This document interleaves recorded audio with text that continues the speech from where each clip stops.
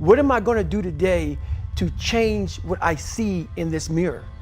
What am I going to do today? And a lot of it was I stopped sitting with the cool guys. I actually tucked my shirt in and went to school looking like, hey man, this is how I'm going to look.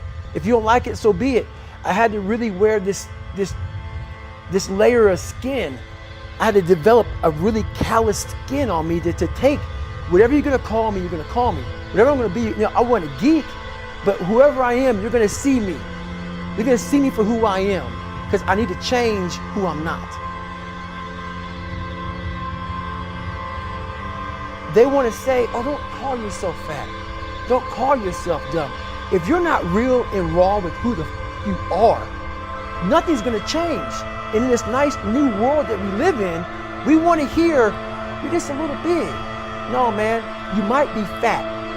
And it's okay to hear that from yourself and from everybody else. So that's where it started at. And it's raw. It gets ugly sometimes with me in the mirror, but I'm also proud of myself to be able to tell myself that and then fix what's in that mirror. Look at yourself, man. Look at yourself. How you address it is you face it. You face it every day. You face it every single day of your life. Where you say, okay, like if you're fat and you need to lose weight, it's patience. It's patience in this fact of accepting who you are right now. I'm fat, I don't like myself. Accepting the fact that if you lose 3 or 4 pounds, that's a huge accomplishment. You have to live in your own world. You cannot judge yourself. That's why social media and all these things are horrible. You can't judge yourself off of the so-called competition that we have made up in our mind. The things that, how people look, how people act, how smart someone is. This is a race that you run completely alone. Are you accountable for what you're doing? Are you accountable? And I mean to the T for what you're saying. I am. And that's where it started. It started with that total accountability of, let's not lie today. Let's tell people the truth. But how did you stop feeling sorry for yourself? When you really sit back at your life and you are in that dark room and you're looking at where you started from and you tell yourself, God, dog, man, my mom is this way, my stepdad got murdered, my dad beat the shit out of me, I can't read and write to save my fucking soul, I've lied about it to everybody, I've cheated on all these tests. My God, man. And then you put a goal in your mind. How are you gonna feel, man, when you accomplish this goal coming from that shit? Coming from the hell you came from. A lot of people start from a good starting point. They have a good foundation. What if you can surpass all of these motherfuckers? What if everybody who was way up here started up here, and you started with no legs. You had to grow legs to even start walking, and then crawling, and then running, and then you start passing people with all this given to them. I had to use all this negative shit that was making me weak and horrible as a person. I had to use this as the power that now fueled me. I had to flip it on its head and say, hold up, this might be exactly what I need. The darkness is exactly what I need. It's how you look at your situation. So if you have any mental toughness, any ability, if you have any fraction of self-discipline, the ability to not want to do it but still do it. People have a hard thing to understand. I hate to run. And what makes me so crazy, it doesn't anymore, is people go, well, why do you run if you hate it? What are you talking about? I don't want to take showers and eat either. I hate that too. That's life, man. It wasn't until I changed that mentality that I became somebody. I hated going to school, so guess what? I was dumb as shit. But if you can get through to doing things that you hate to do, on the other side is greatness. That's what people understand. By me running, I am callous in my mind. I'm not training for a race. I'm training for life.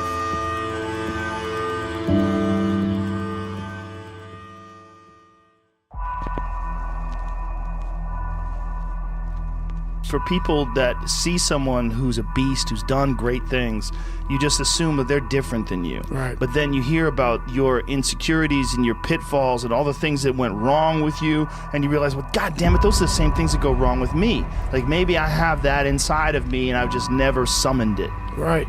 And I'll tell you this, I started really realizing that when I started overcoming myself, I started getting around these real alpha males, these hard men. And I always put people way above me when I was growing up. Like, my God, they had to have a lot more than me to get to where they're at. And a lot of them did. But once you get around the best of the best of the best people, you can kind of start breaking them down and realizing, man, you're just as fucked up as me. Like we all have, but all you did was you hit it better. So it started giving me courage through watching people that we all have a story. We all have a jacked up life in one way or another. Some of us don't have the guts to talk about it though. And that's where I found the guts to talk about mine. And that's where I started learning that life is one big psychological warfare that you play on yourself. You play on yourself, man. The most important conversation I ever had is with myself. And the shit I was telling myself was so fucked up, it was so wrong, it was so misguided. And other people start to write that dialogue for you also. And it starts to be what you say to yourself every single day. And I started creating a whole nother warfare, a whole nother battle started becoming. I was like, oh, hang on a second, guys. You have these tools. You have these tools. Your life was basically the perfect grounds for training for where you need to go in your life. All the beatings, all the bullying, all the, you going through learning disabilities, all the struggles. It was the absolute perfect training ground for you to go to where you need to go. And that's how I started looking at my life versus woe is me, poopy pants, kick a rock down the street mentality. It was, nah, God just hooked you right the fuck up. He hooked you right up, man, with the perfect place. You were training. For the first 18, 19, 20, you were training for this stuff, man. You have the advantage of everybody else versus, my God, they're so above me. They came from a great family. Mom and dad loved them. They didn't have to learn, they didn't stutter, they didn't struggle. No, man, your struggle is what made you who you are now. So I started flipping this into a whole different, I started being a master of what I was scared of. I was scared of my mind. And I became literally a master of that mind. And that's what now, from now on, it sets me apart from most people. I started diving into that.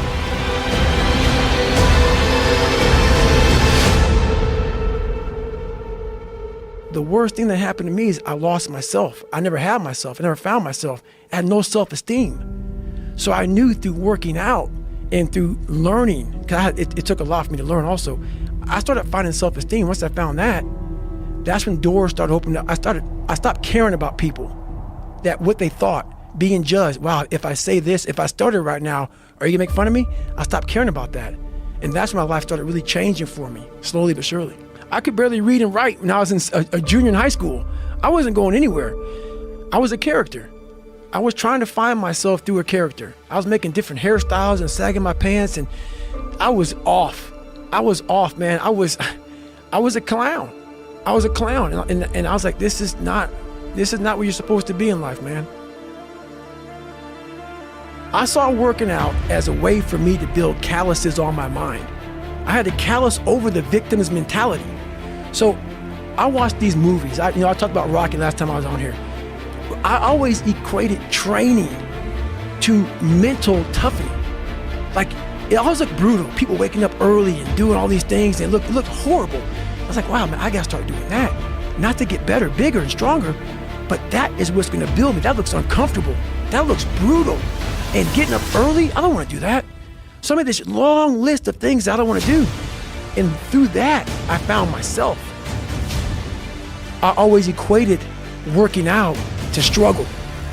And I struggled my whole life, but I ran from it. So I started realizing, man, I gotta start facing the struggle, and I gotta be mentally strong for the struggle. So that's why I started coming up with, like, I'm training for life. Mentally, I'm training for life. I'm not training for, like, to lift 400 pounds. And I found out on my own pretty much, is that through discipline, through self-discipline, through repetition, through tons of repetition of the same thing that you don't want to do, and that's the key thing. Through repetition of things you don't want to do, you develop mental, like an armor for your mind. Start to armor your mind, because your mind's like, okay, we suffer every day. That's what we do. We do stuff that sucks every day. So then when the suck stuff comes, you're ready for it. And that's how I started coming up. I just started being very uncomfortable. And now it's like just a way of life. Where I came from growing up, I cared about what everybody thought about David Goggins. Oh my God, please accept me, please love me, because that's gonna make me feel better because I wasn't loved as a child. When you go on a journey of life and you figure out who the fuck you are, you don't give a damn who the hell the Joneses, the Adams, you can all go somewhere and have a good time. You know who you are, so you don't care about the external shit. I care 100%. So on a scale of 1 to 10, it's 100. About, I want to see my internal, and always my internal. That means everything, because that's the thing that matters. If you matter to yourself, you don't care about anything else. The biggest skill, the biggest thing in the world to master is the internal part of a person's life. And it's your life. It's not about, it's your life. Master it. Become internal. That's it. It's everything. It's not about the running, the swimming, the push-ups, the sit-ups. It's about what those things do for your mentality. You don't get better on the daggone couch. You get better by coming out here and getting the fuck after it every daggone day. Stay hard. Your mind has a tactical advantage over you at all times. It knows your weaknesses, it knows your strengths, and it will guide you into your nice comfort zone. We have to reprogram our mind to get like a different vantage point, so then you know how to be in charge of yourself versus your mind being in charge of you. But let's say I'm training for a 100-mile race, and I get to mile 50, and I feel like and like everybody else, my mind gets soft. Why? Because I'm human. I'm not some damn, hybrid creature that was formed from the heavens above. No, not. Human. I suffer, I'm uncomfortable, I don't like it. So my mind starts to get weak, and we start to forget about how badass we are. So basically what I do here is you have to make sure that your mind doesn't become spastic. When it's suffering, when it's in pain, all it wants to do is find the easy way out, which is usually quit. If you quit, the pain goes away immediately. You gotta give yourself enough energy and fuel in your mind to stay just a little bit longer so you can talk yourself into staying for the whole thing. And this is how it works. Most of us never start anything cold. If you're gonna go to college, you gotta study your ass off. But what happens is, in that moment when we need self-talk, when we're failing and we're in our worst spot possible, we forget all the build-up to where we're at today. We forget how much work we put in. We forget that we put years, maybe not into making these dials, but to getting where you're at today. To become this person. To become this person, to be in a position to make this money, or whatever you want to make, whatever you want to do in your life. We forget that. We forget that journey on what it took for us to get in this moment to make the right decision. So my self-talk is this: okay, I want to get the f out of here, man. I'm done. Then I remember this. You ran 2,000 miles training to be in this moment right now. We forget that. We forget the 3 o'clock in the morning runs or getting up early for work or whatever you're doing. We forget all that. In that moment of suffering, I remind myself, I only have 50 more miles. I put in 6 months of training. So what I do, my self-talk is basically going back down memory lane of all those up days. I ran the rain, or I had to study real late at night, and I didn't want to do it, but I did it to get here. I wanted to get here. Yeah. Now you're here, and now you want to quit. So you got to remind yourself, but this thing about it, if you haven't put in any hard work to reflect on, all this positive talk, it doesn't work if it's a lie. Like, if you didn't study for your big exam, and you go into it saying, I'm gonna pass it, no, you're not. You're gonna fail it. That self-talk is not gonna work. Self-talk without real work is just a lie. So my self-talk is me reminiscing back on the struggle to get to this moment.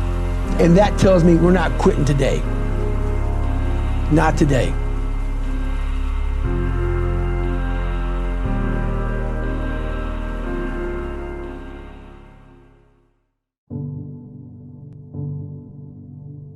So we all have this nice list of things that we kind of shy away from in life. My big thing about being mentally strong is you have to pick those things you don't want to do and start to check them off the box, man. It's so easy just to go to that nice comfort zone, the path of least resistance, so then your mind starts to get more and more weak, weaker and weaker and weaker. And you wonder, why the fuck am I not getting tougher? Because you're choosing this nice, happy path with nice, comfortable beds and all sort of shit over here on this side. Over here is that side that we fear. You gotta make that fear list over here, start to conquer it, start to overcome it, start to callous your mind, dig into all these different things, and that's how you do it, man. You really need to go create a situation where you sink or swim, and you'll learn how to swim. You've got to place yourself in the midst of a storm, and it's got to be a self-created storm. Otherwise, most people have to wait till the shit comes crumbling down before they take action in life. I'm inviting you to create a shitstorm for yourself so that you will be motivated by the wolf crying at the door, by the dog nipping at your ass, by the fire under your ass. All right, dude? So there's no nice way to do this, right? Rip the fucking Band-Aid off. Throw yourself off the cliff and learn how to fly on the way down. We all look for toughness. We all want it, but we look for it in a comfortable environment. I was trying to look for it everywhere. The only way you find it is to drown yourself in a position where you're just out of sorts, where you can't swim and you're drowning. Where you're drowning. You're drowning in life. But you say, you know what, man? Fuck that. I'm gonna figure out how to fucking backstroke or fucking something. The only way I believe, this is my experience in life, the only way you're ever going to get to the other side of this journey is you have got to suffer to grow. To grow, you must suffer. Your mind has to be stronger than your feelings. Your mind has to be stronger than your feelings. Think about every poor decision you've made in your life. There was more emotion that was involved in it than there was mine. Every single one of them. Think about it. Your feelings keep you in bed. Your mind tells you, get up. Think about it. Every single day, your mind is one that tells you, get up. And your feelings like, an extra 30 minutes, just roll it. Don't worry about it. Your mind has to be stronger than your feelings. Those days when I'm tired or worn out or just basically sick of the grind, what do I do on those days? I go anyways. I get it done, even if I'm just going through the motions. I go through the motions. I don't really want to work out. I work out. Don't really want to get up and get out of bed. I get up and get out of bed. Don't give in to the immediate gratification that is whispering in your ear. Shut that door. Do not listen to that little voice. Instead, go through the motions. Lift the weights, sprint the hill, work on the project, get out of bed. And by simply going through the motions, you overcame that path. And you stayed on the righteous path, the disciplined path. You stayed on the war path. Which is right where you know